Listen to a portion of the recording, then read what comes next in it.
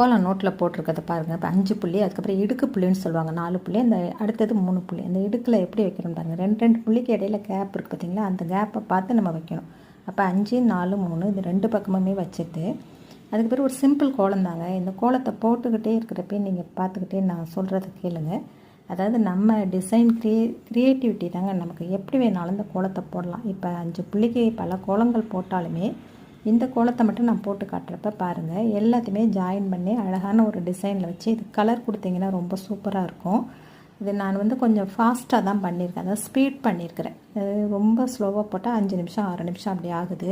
உங்களுக்கு 1.5 நிமிஷத்துக்குள்ளே கொடுக்கணும் அப்படிங்கிறதுக்காக. டிசைன் இப்போ பிளாங்காக விட்டுட்டிங்கனாலும் அது ஒரு அழகு தாங்க. அடுத்து டிசைன் பண்ணணும்னா அது ஒரு அழகு.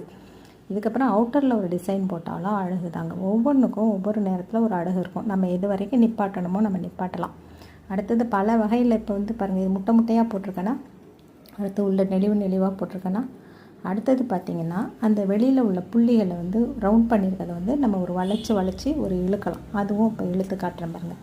அப்போ டிசைன் உள்ளே நீங்கள் எது வேணாலும் போட்டுக்கலாம். இப்போ இதில் பாருங்கள், ஒரு நெளிச்சது இது ஃபுல்லாக முட்டையாக இருக்கும். இதில் பார்த்திங்கன்னா முட்டையும் இருக்கும், நெளிச்சதும் இருக்கும்.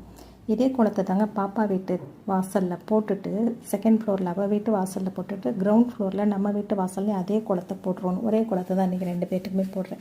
எதேச்சியாக போடுறது சில நேரம். இன்றைக்கி நான் பிளான் பண்ணி 2ஐயும் ஒரே கோலமாக தான் போட்டேன். நம்ம வீட்டில் ஏன் டல்லாக இருக்குது, ஃப்ளோ சரியாக கிடைக்கலங்க. ஏன்னா கோலமாவு பொடியில் தண்ணி கலந்துருச்சுங்க. அதை வச்சு அப்படியே இழுத்து விட்டுட்டு. இந்த வீடியோ பிடிச்சிருந்தா சப்ஸ்கிரைப் பண்ணுங்கள்.